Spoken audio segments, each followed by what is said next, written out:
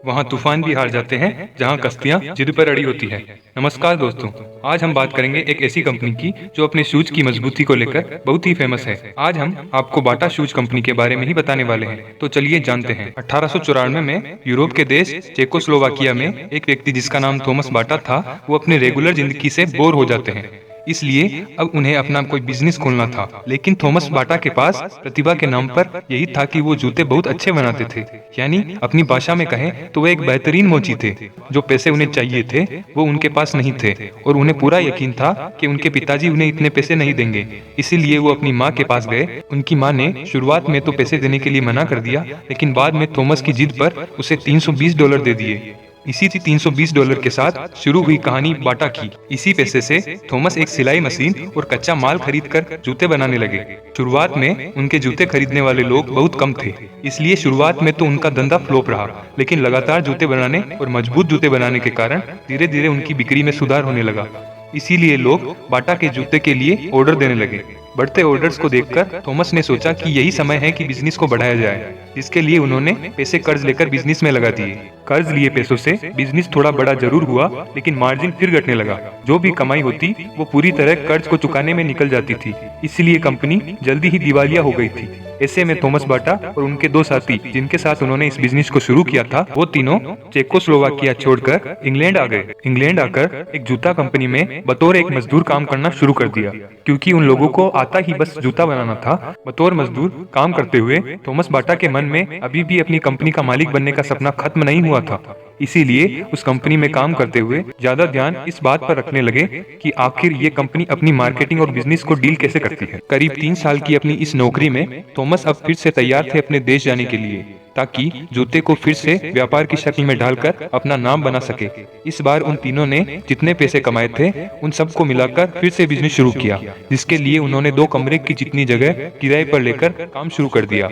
इस बार उनके मजबूत जूते मार्केट में जगह बनाने लगे, क्योंकि अब उन्होंने जूते बनाने के साथ साथ ये सीख लिया था कि जूते बेचना कैसे है। बाटा का बिजनेस इस बार ऐसा चला कि देखते ही देखते कंपनी ने देश में अपने प्रोडक्ट को लोगों के पैरों तक पहुंचाना शुरू कर दिया। उनकी तरक्की का अंदाजा आप इस बात से लगा सकते हैं कि 2 कमरे से शुरू हुई इस कंपनी ने जल्द ही 600 लोग काम करने लगे और 1912 आते आते कंपनी ने हाथों से काम करना बंद कर दिया और उसकी जगह मशीनों से जूते बनने लगे।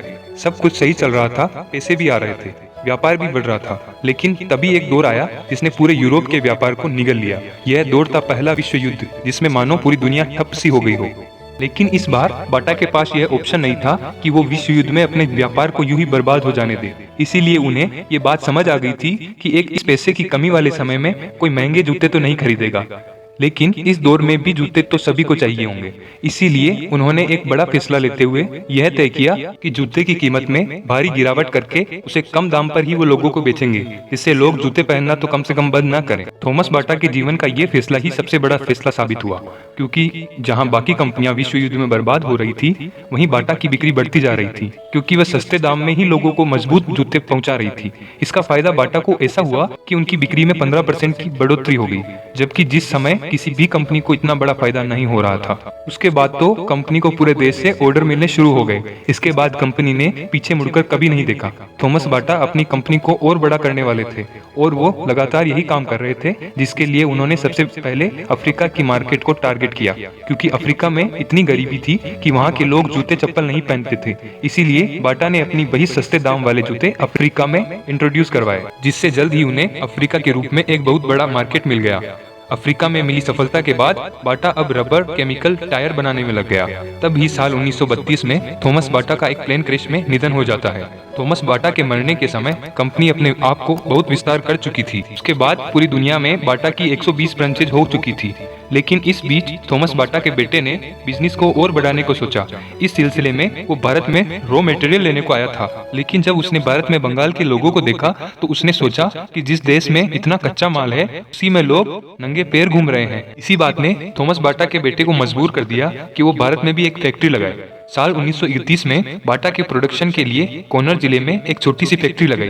फैक्ट्री तो छोटी थी, लेकिन जब लोगों को बाटा के अच्छे क्वालिटी के जूते मिलने लगे तो उन्होंने इसे सस्ते दामों पर खरीदकर पहनना शुरू कर दिया और देखते ही देखते बाटा ने एक साल में भारत में अपना प्रोडक्शन डबल कर दिया। बाटा की शोहरत इस कदर हो गई कि कोन्नर को उस समय लोग बाटा नगर के नाम से जानने लगे थे। आज बाटा के लिए भारत एक बहुत बड़ा मार्केट है और पूरी दुनिया में 90 देशों में बाटा कंपनी के जूते और चप्पल बिकते हैं। अगर टोटल स्टोर की बात करें तो बाटा के पास करीब 1500 रिटेल स्टोर्स हैं और करीब 10,000 एम्प्लॉय काम करते हैं। 2020 के आंकड़ों पर नजर डालें तो इस साल बाटा ने करीब 6 करोड़ जूतों का सेल किया था।